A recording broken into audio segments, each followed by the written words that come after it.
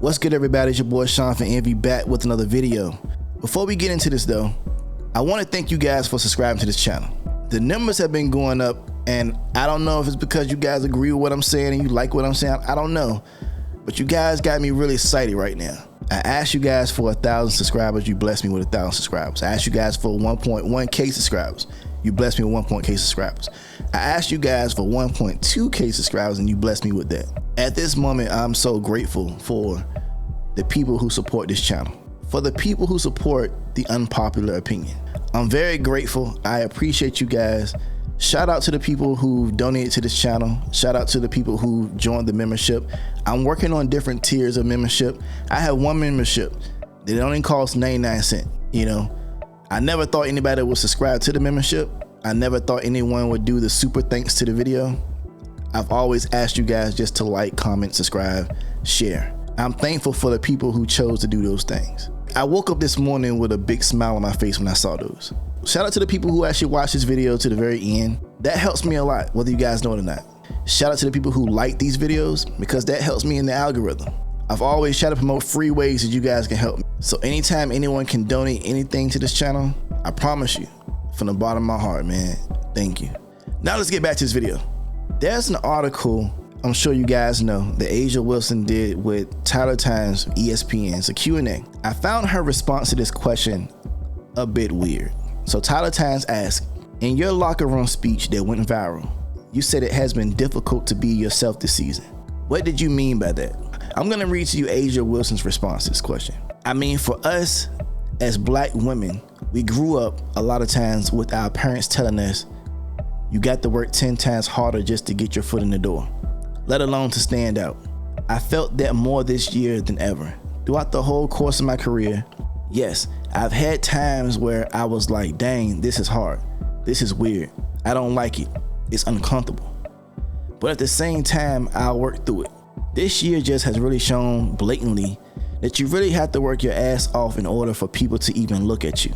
No matter how well you're doing, there's always a certain amount of people that's going to try to downgrade you and sweep you under the rug. She goes on to say, this year is more the year that I've seen anyone call my game boring than it's ever been. I'm like, okay, cool, whatever. You have some people that's like, oh, she's having the best season of her life. You have some people like, nah, I don't even like it. So you use that in some senses, and it can get to you. It can get exhausting having to show up every single day, and people may not show you the worth that you want. But at the same time, if I know my worth, I don't pay that any mind. It was just a vulnerable moment for me to let teammates know that on a lot of days where I don't feel myself, I could come to the gym and count on them. They changed my perspective on who I am in life. I'll never have a problem with a person expressing how they feel. To me, it just bothers me when people who are in the most privileged positions love to play the victim. They love to victimize themselves. Are we playing basketball, or are we playing the Victim Olympics? And here we go with the identity politics. She starts off with saying, I mean, for us as black women who grew up a lot of times with our parents telling us, you gotta work 10 times hard to get your foot in the door, let alone to stand out. Now, I'm pretty sure black people aren't the only people telling their black kids that. We're not in like slavery days where certain people weren't allowed to work certain jobs or certain promotions weren't granted to certain people. I myself, I used to be in this whole echo chamber of thinking that I am a victim and someone's trying to hold me down. But when you exit that echo chamber and you realize that, yo, I have the same opportunity that everyone else out here has. A'ja Wilson more so has more privilege than the average black person because her parents put her through a private school. Whereas we can't say that about the majority of the black players in the WNBA. I would love to know the percentage of black players in the WNBA who went to private schools from kindergarten to 12th grade and who also had a successful basketball college career. What real adversity did she have to overcome that puts her in a class where she's dying to be in this class of black struggle? The reason why more people are saying your game is boring than ever before, because this season more people have watched the WNBA than ever. More eyes saw how boring your game is. Now, do I think her game is boring? Not so much. I don't think it's boring. Some people thought Tim Duncan had a boring game. Tim Duncan had a efficient, elite typical standard game. It wasn't flashy. A'ja Wilson's game isn't a flashy game. She's not crossing over people. She's not hezzying people. Like, it's just a simple, she has a nice jumper. She's nice under the boards. She's nice on defense. She to me has a typical but above average game. Make no mistake about it, A'ja Wilson on court is the best player in the WNBA. We have to separate her game from her personality. I like A'ja Wilson's game. If you're telling me today that if I put a team together with the WNBA players and I can have the first pick, A'ja Wilson will be my first pick. Secondly will be Caitlin Clark. What I'm learning about the WNBA is the WNBA is having the hardest time with fans critiquing their game.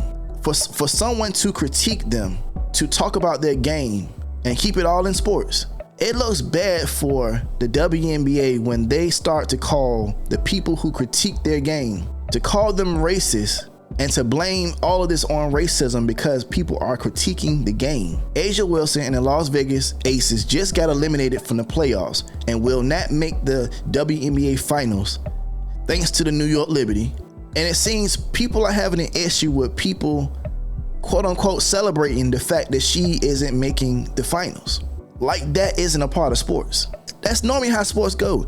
You cheer for the ones you want to win and you boo against the people that you don't want to win. I think what really hurt Aces' chances of winning outside of their play on court, nobody wanted to see them win because of how they won last year.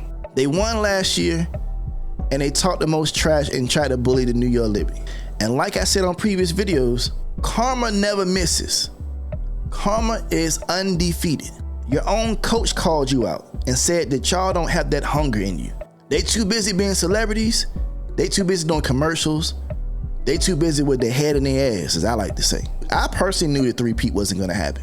I ran into this tweet online and I thought this was the perfect tweet to bring up. And there's a few more tweets as we scroll down, but we're gonna scroll through this one. Raquel on X, so beautiful me. P.S. A'ja Wilson is the best player in the WNBA, and we all know it, and has countless awards, championships, and achievements, an amazing player. But she is not above sports banter. Please relax. When LeBron gets eliminated from the playoffs, people make jokes for days, and it's no different. This is real. I'm gonna be honest with you. I'm one of those people that I didn't like LeBron. I told you guys, I'm a Jordan guy, right? When Kobe came in the league, I didn't even like Kobe because Kobe was challenging the guy that I like. It took Michael Jordan to retire for me to appreciate Kobe Bryant. And when I had that appreciation for Kobe, here comes LeBron. I didn't like anything about LeBron. It seemed like LeBron always does the right thing. So I was rooting against him. Until Kobe, unfortunately, he retired, and then, he's no longer with us. Rest in peace to Kobe Bryant and his daughter. And for some reason, as the end of LeBron's career pretty much twinkles in our eyes, I sit back and I say, you know what? LeBron wasn't all that bad. I'm gonna miss the battles between him and Steph Curry. That's just me. But do you know how the people used to get on LeBron? Remember when he took his talents to South Beach?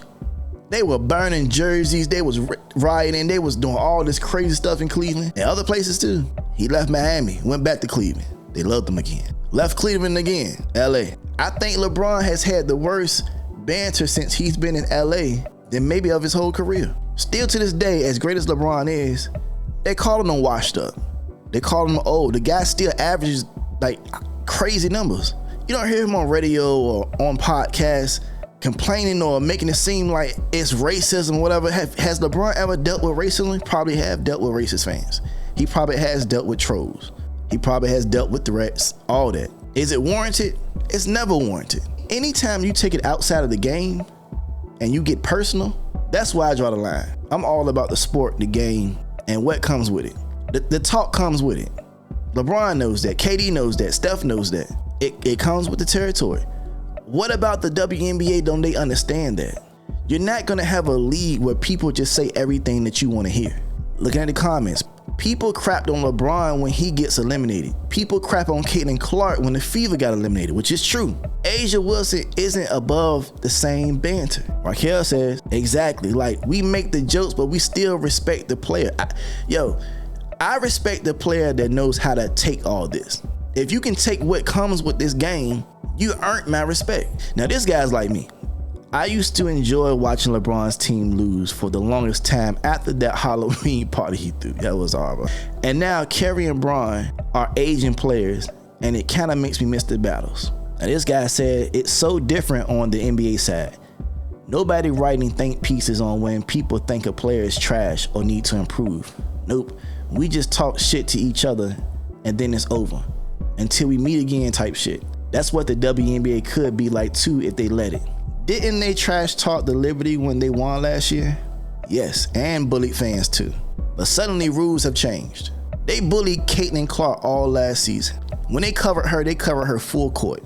Double teamed her for the most part. She ran into so many screens that had a little more oomph on it that used to knock her down, and she took all that when she would do a post-game interview. Oh, it was nothing, it's part of the game. It was a play on the ball. Yeah, they didn't mean this. She took a lot of hits from people that I would have went to the commissioner myself and told her either, look, you do something with that person or I'm out of here. And see, this is where I stand on it. As long as we keep the same energy when it comes to Caitlin Clark, that's my issue. And see, that shouldn't be an issue because, you know, like this, Caitlin Clark is not above jokes or banter about losing or game. Now, if it's a personal attack about her looks, which most tend to be, that's way different. And even if people attack A'ja Wilson personally, I correct it. I'm not some Stan fan, so please know the difference. And that's me. You know how many times I've seen in comments when people don't have a legit argument between Caitlin Clark or Angel Reese, they would go and start to say that Caitlin Clark looks like Stabler from Law and Order Special Victims Unit. Personal insults while we're talking about the game. And let's be honest, to me, I'm gonna be honest with you, it seems to always come from a black person. I ain't here to lie to y'all, I ain't here to sugarcoat nothing. I'm here to give y'all the raw facts. Caitlin Clark has a lot of black fans. I'm one of them. There's a lot of them in my comments. She has a lot of black fans. Fans who actually are fans of the sport. I hate how society has tried to make this a Angel Reese versus Caitlin Clark thing, a black and white thing. And that's what we went wrong on. First of all, my personal opinion, Angel Reese is not a terrible player. The thing that really hurt Angel Reese in her first year was the fact she tried so hard to connect her story with Caitlin Clark's story. Angel Reese tried her best to keep her story connected to Caitlin Clark's story. Even now still that she didn't finish the rest of her season, Sky didn't make the playoffs, Fever got eliminated, Angel Reese still finds a way to keep her story connected to Caitlin Clark. It seems like she can't even do a podcast without mentioning or subbing Caitlin Clark. Someone said earlier that the stuff about A'ja Wilson is rooted in racism and misogyny. Like you said, it happens to all the best players in every sport. The NBA, the NFL, MLB, NHL, boxing, golf, every sport. Brady, Mahomes, LeBron, Jordan. Overall, I think it's trash for the NBA to try to say anything's anti this or anti that, racist this, racist that, just because it doesn't agree with the agenda of pushing a black woman or the LGBTQ plus community. If you remove those two and let the players just play ball, more fans will stick around, less negativity will be around, and then you probably could get a little bit more money in your league. Now don't get me wrong, the NBA also plays the politic game, but not so much that it overshadows the actual play of the players. So the WNBA is so stuck on trying to pander and cater to black women and the LGBTQ plus community that they're missing out on a whole genre of people who just want to see you play the sport. We don't care who you in love with, who you sleep with, your color of your skin. We don't care. We just want to see you play ball. So when you compare the play style of A'ja Wilson to a Caitlin Clark, to the average person who watched basketball, it may come off a little boring. But even that comment shouldn't be categorized in hate, racism, or any anti whatever you got going on. It's just a person who thinks the way you play is boring. Put some excitement into it. And I always said, as tall as A'ja Wilson is, why hasn't she dunked yet? Have I missed it? Now, if I missed it, let me know. But some of these bigs, they felt offended when people was asking them to lower the goal a little bit so they could dunk. Add some excitement. We tired of just seeing layups. If you are a big, your game and your play will look boring to a person who is used to a big dunking. Shoot, we used to smalls dunking versus watching a Caitlin Clark who's super fast, step back, push offs, whatever you want to call it. It's exciting. I like Enrique from the Dallas Wings. Her play style, I like it. It's fast paced, it's nice. She's a shooter. You can't say that every person who tries to give an opinion on something that could improve the game of the WNBA, you take offense to it. You gotta stop taking offense to every piece of criticism. Sports banter. There is no league of any sport that doesn't have any banter in it. Now, if they just want to go back to people not watching the game, hey, just say that. We don't want y'all watching our game. Because me personally, I don't even think you guys were ready for this type of attention. It's like you wanted it so bad, and now that you got it, you can't handle it. You can't handle scrutiny, but you want to be paid like NBA players who do handle all this. I stand by what I said. I'm a Caitlin Clark fan, but the WNBA is not ready for the big stage. That's all I got for this video. If you guys like this video, make sure you hit that thumbs up on this video. Also, if you guys haven't subscribed to this channel, subscribe to this channel, help your boy out.